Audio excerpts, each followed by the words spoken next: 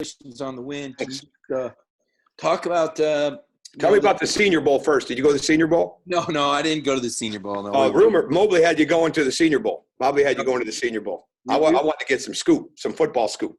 Mark Webb had 5 tackles. It was a good day for him. I was more interested in the practices. I don't care about the game, right? I'm like the NFL scouts. I just care about the practice, not the game. See, you know the drill. DJ Daniel had a great week.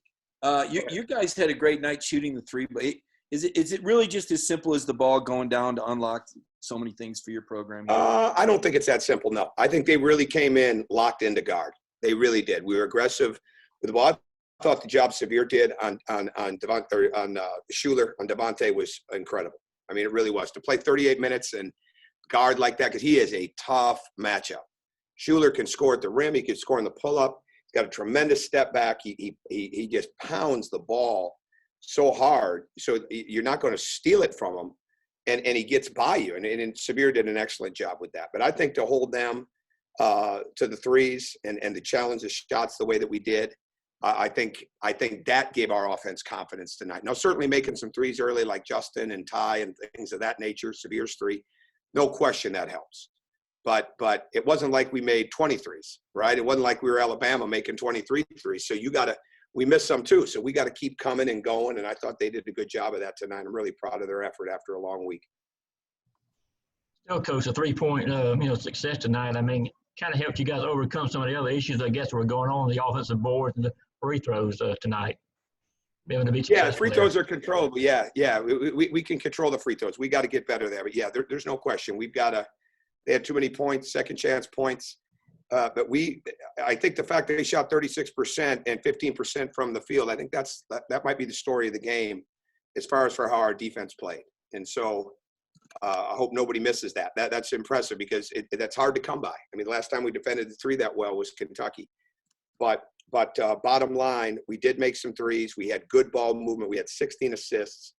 And for what we didn't get in second chance points and what we left on the table at the free throw line, we needed those threes, but we also needed those, one possession or one shot stops to get ourselves going on the break. Okay, let's have Mark Weiser and then Chip Towers. Tom, you guys obviously are a team that likes to play fast. Can you guys win, games with 19 turnovers a lot? I mean, it seems like you guys. Mark, I really don't know, Mark. I mean, we won tonight, so I really don't know, to be honest with you. That's hypothetical. Can we win games with 19 turnovers? We have, but I really don't have a good answer to that. But go ahead. I'm sorry. I guess what I'm saying is that, certain deficiencies can be overcome with defense and good shooting like it was tonight. You look at the positives, obviously, but I guess what I'm asking is, I guess Anthony mentioned the rebounding and the what was the other thing you mentioned, Anthony? You know what I'm going to do? I'm going to focus on the fact we got to win tonight. And we just lost 2 in a row. And we'll fix all that stuff when we get in the film room and get back to practice. And, I don't think anybody's trying to turn it over 19 times, but we were able to overcome that and win the game. Is there anything else with that? No, Ty seems to obviously thrive against their defense. Can you talk about kind of? We put him in the middle of their zone. I mean, we put him in the middle of their 1-3-1 zone, and it's almost like trying to have like 2 point guards. So like when we can hit him in the middle, then he can operate from there, and that's something that we do to try to create. We want to turn it in to a 2-1-2 alignment as quick as we can against the 1-3-1. Now, where they're so good is they go from 1-3-1 to 2-3 zone. So they'll drop the top to the bottom real quick. So now you want to get it through the middle, but it's not the same way to attack it.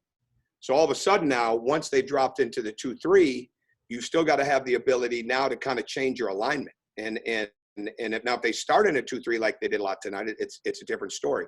But when they're morphing from the 1-3-1 and turning into a 2-3 zone, which Kermit is famous for, you've got to be able to shift your players. And having Ty be able to play in the middle and then get behind it on the baseline makes a huge difference. And he's I said this on the radio show, he's a very good random basketball player, meaning that random is really hard for a lot of guys.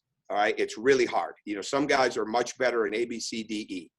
And in the case of random, it means that you can operate, you can get behind the defense, you can flash. You're playing basketball, and that's what he does a good job of. And then it gets him around the rim, where he's highly efficient. But he's also as good a cutter as we have, and that's gives hope to the younger players on our team because he wasn't like that when he came here. You know, he probably had the ball in his hands a lot more, you know, when he was in high school.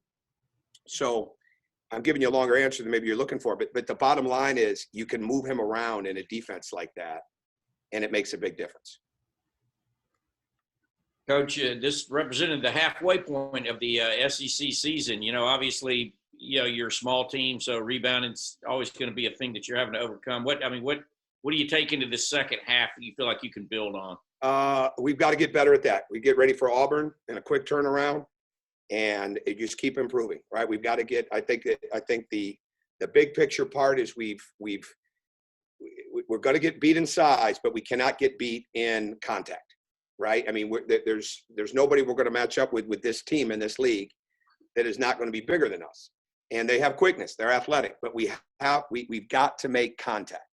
And at the same time, we've got to make sure we're using our quickness and speed to offensive rebound the ball. And so there's a long list of things, but I think the rebounding part of that is so important. And then we just got to get confidence at the foul line. You know, we've had nights where we missed 2 free throws. I mean, it's uncharacteristic for some guys because I'm with them in practice. I watch them shoot them. I watch them shoot them under pressure situations. And certainly it's not the same as a game, but they're so much better at it. And we've just got to get that confidence. But I think when the ball moves like that, when bodies move like that, it gives us a chance. And I think what we've got to keep understanding is how important defense, our ability to change defenses, our ability to play to a game plan. Like, great example of last week. We played the game plan very, very well against Kentucky. We did not play the game plan well at all against Florida. And it wasn't like there was 1 or 2 or 3 guys that were playing the game plan well. We didn't have anybody that played it very well. See, that's the hard part. So I'd love to say the thing that I hope we can control the most is consistency. But if we had that answer, we'd already have done it, as would probably 95% of the other teams in college basketball right now. I just told my team, I think I counted 27 postponed or canceled games today. And when I looked at the list, and it's unbelievable how hard this year is for them. And maybe we'll go through this again at some point in time in all of our lives where maybe we'll deal with another pandemic. Maybe we'll deal with this, but it won't be like this because this was the first time for everybody. And for them to be able to come out every day and understand the hardest thing to do in this league is to win. So the most important thing you can do is control what's controllable. And that starts with your attitude. It starts with your energy and effort, and not let adversity knock you out. And these are lessons that all of us, but especially basketball teams and young student athletes, are learning every day, that we may not be the beneficiary of them when they're in college sports, but somewhere down the line, their families or another team, people like that, they're going to be the beneficiary of how they deal with this mental toughness. And they've got a pretty good life, right? They're going to the University of Georgia. They're playing SEC basketball, but it's hard. It's hard for everybody, and it's hard for student athletes. But we've just got to continue to build our toughness mentally and physically, and understand that we don't have a lot of room for error if we don't. All right, and the last 2 questions, we're going to go with Tori Heck and then Ryan Curley. Hey, Coach, when we talked to Xavier a minute ago, he mentioned kind of when you look at yourself in the mirror and you're 2-6, there's kind of a moment of desperation. Is that something that you're feeling, or not as much with the way the season is going so far with SEC play? I think that's bad pressure. You know, I'm not into bad pressure, and I want to win every game, right? I mean, we want to prepare for every game. We want to be at our best for every game. But I think bad pressure, if I feel bad pressure, then they're going to feel bad pressure. But I think the stronger phrase would be urgency. I look at things with urgency, and the last thing you can do with people, especially college kids, is put undue pressure on them. And now they're putting it on themselves. You got to help them navigate it. What we can't have is pressure that I have to make a shot, because I don't see too many guys making a shot when they feel the pressure to make it. And so you've got to keep building their confidence and building their rhythm and their technique and their routine.